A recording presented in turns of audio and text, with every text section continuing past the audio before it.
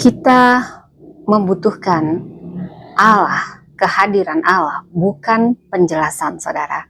Kalau kita membaca dari Roma 8 ayat 28, dikatakan kita tahu sekarang bahwa Allah turut bekerja dalam segala sesuatu untuk mendatangkan kebaikan bagi mereka yang mengasihi Dia, yaitu bagi mereka yang terpanggil sesuai dengan rencananya. Saudara, saat tragedi terjadi, ketika hidup terasa tergelincir, saudara, ketika hidup kita mungkin sedang runtuh, ya, mungkin saat ini siapapun Anda yang mendengar ini bukan suatu kebetulan, Anda merasa segala sesuatu berjalan tidak seperti mestinya yang Anda harapkan, dan reaksi yang paling umum tentu adalah mencari penjelasan. Saudara, namun yang mau saya katakan, penjelasan tidak pernah benar-benar menghibur kita.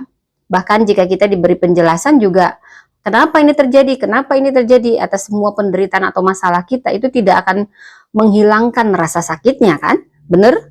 Nah, penjelasan tidak akan memperpendek atau juga meringankan duka cita kita, dan tidak akan membuat kita lebih kebal terhadap rasa pahit atau kepahitan. Jadi ngapain kita menghabiskan waktu untuk terus cari jawaban, kenapa demikian, saudara? Pertama, pikiran manusia itu tidak cukup besar untuk memahami segala sesuatu yang terjadi di dunia ini. Kita ini bukan Tuhan, kita punya batasan, setiap orang punya batasan, mau dia dibilang yang paling pinter, semuanya punya batasan. Jadi jangan mencoba memahami segala sesuatu, nggak akan bisa, saudara. Hal itu ibarat seperti semut yang coba memahami internet. Gimana caranya? Kita nggak akan tahu alasan dibalik banyak peristiwa dalam hidup kita sampai kita tiba di surga. Semuanya baru akan jadi jelas saat kita berdiri di hadapan Allah kita, Bapa kita. Dan sampai saat itu tiba, saudara, apa yang kita butuhkan, saudara? Saat kita sedang melewati masa yang berat, yang kita perlukan bukanlah penjelasan, saudara. Yang kita perlukan adalah kehadiran Allah. Dan alasan kenapa kita tetap dapat bersyukur bahkan di hari-hari tergelap adalah janji Tuhan tadi. Dia turut bekerja dalam segala sesuatu mendatangkan kebaikan bagi setiap kita yang percaya, yang mengasihi Dia, saudara, yaitu yang terpanggil sesuai dengan rencananya. Saudara, saya mau katakan betapa hancurnya pun hidupmu saat ini, mungkin yang mendengar ini, jika kita menyerahkan potongan-potongan hidup itu kepada Allah, percayalah Allah kita sanggup mendatangkan kebaikan darinya.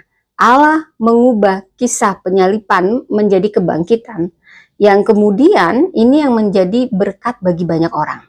Saudara, apapun rasa sakit selama ini yang Anda simpan dan coba pahami, hari ini yang saya mau perlu katakan, serahkan itu kepada Allah. Mintalah, mohon agar Tuhan memperbaharui kesadaran